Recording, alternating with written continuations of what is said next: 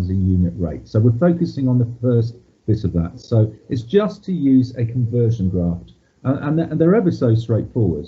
Okay, so I don't think you need to make notes today. I think it would be easier for you just to really treat the questions that you do as your notes. So I would suggest that you just watch this rather than try and keep up and make notes. And I say that because it's sort of graphs, and it's obviously quite hard to copy down a graph. So conversion graphs. So I'm just going to talk you through a couple of examples. So what we're saying here is, let's say that Tom knows that £9 equals 14 euros. That's sort of a euro sign. Okay. So what I've gone and done, I went and plotted the point. Notice how we've got pounds along the bottom and euros going up the side. So I know that when I've got £9, I have to have 14 euros. So I went and plotted £9 along the corridor, 14 euros up the stairs, and that enabled me to plot that point there with the purple cross just coming through. Okay, so there's a slight lag. Hopefully you're going to see a purple cross coming through in a second. Slow coming through, there we go. So I've managed to plot that point. So imagine the blue line isn't there at the moment. I've started off knowing that fact that Tom knew, and I've plotted the point 9 along the corridor, £9 and 14 euros. Now, what I also know is if I've got no pounds, I've got no euros. So I can plot the point 0, 0. So that's going to come through as a purple cross in a second. The point 0, 0. Wait for it to come.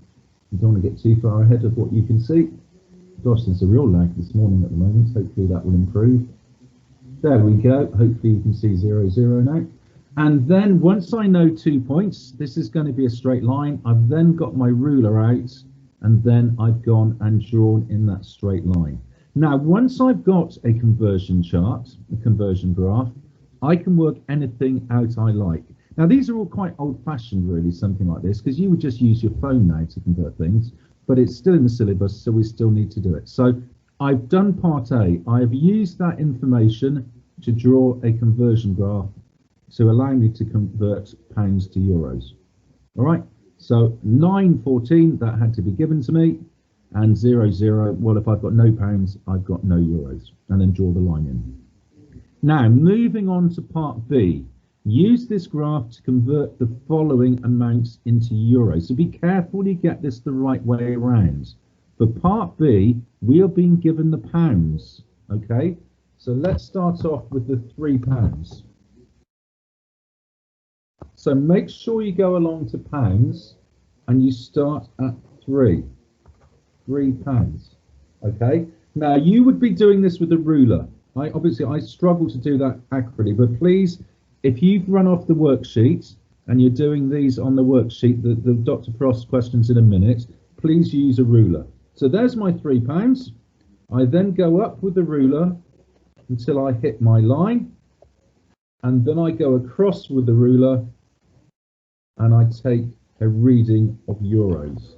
So I'm saying that £3 is about 4.8 euros. And that would be my answer for part B, part 1. Okay, now let's just do one more. Let's say I was working out what £5 was. Go along to £5. There's £5. Go up with the ruler and then go across and take a reading with a ruler. And these, I didn't really mention it before, between 7 and 8 there are 5 baby squares, so each of those baby squares must be 0.2. So I think that's 4 baby squares up, so 4 lots of 0.2 is 0.8, so that's going to be 7.8 euros. Now for part C, I've got to go the other way around, so be careful when you read the questions. We're starting off here with euros, all right? For part C, we're starting off with euros.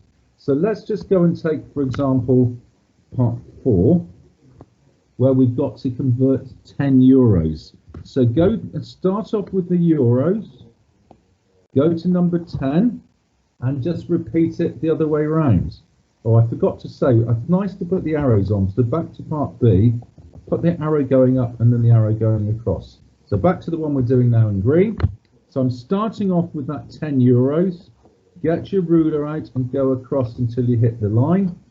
So I'm going the other way now. I'm going from euros to pounds.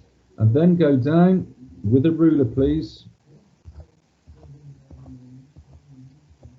And then you take a reading at the bottom. Now at the bottom it's the same thing. Every baby square represents about 0.2.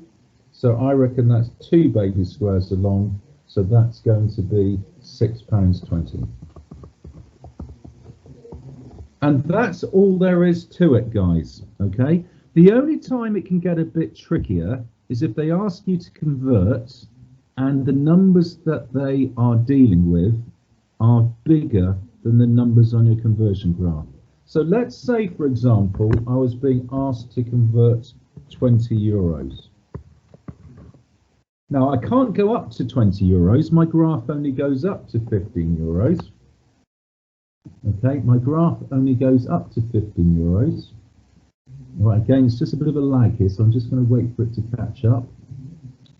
So I'm thinking about 20 euros. Do you see how my graph only goes up to 15 euros, that black circle at the top?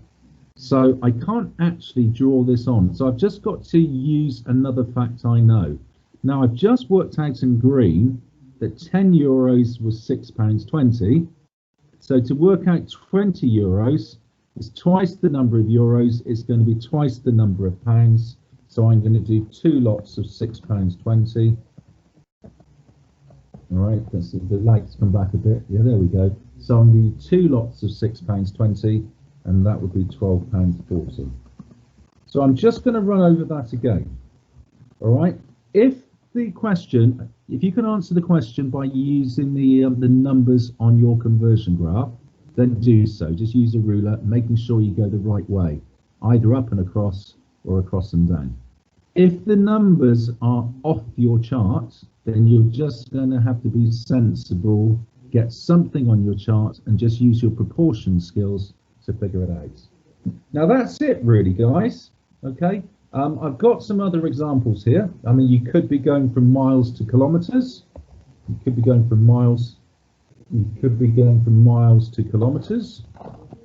You could be doing anything, all right? But it would be the same idea. If we were going from miles to kilometers, make sure you start off with miles and you go to kilometers. So 7 miles, you go on 7 miles and you go up, and so on. So you could be doing miles to kilometers, or whatever. So what I want you to do, guys, please, I am going to stop the recording in a minute. So please stay muted and cameras off until then. Once I've stopped the recording, please go and answer the questions that I've set. I've set 10 questions on Dr. Frost. As I said, this is a pretty straightforward topic, so it should be quite quick, hopefully. Just to remind you that in advance of the lesson, just where I've gone and scheduled the lesson on Teams, I have attached the worksheet. So if you want to run off the worksheet in advance of the lesson, then you can do so. And I think with something like this, when it's a graphs topic, it's obviously very useful to have the worksheet. I think it's going to be pretty tricky just sort of doing it on the screen, but just see how you get on. So as always, I will, once I've stopped the recording, I will go over and have the questions up on the board. And so I will split screen the questions. So if you do get stuck, just unmute and ask me to help. And on my second screen here, I will have the Dr. Frost analysis question by question, so I can be keeping an eye on how you're getting on. All right, so let me just go and stop the recording.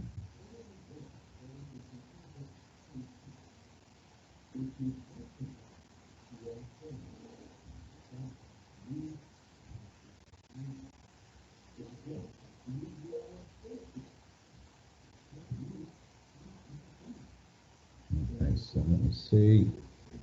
More actions. Stop recording.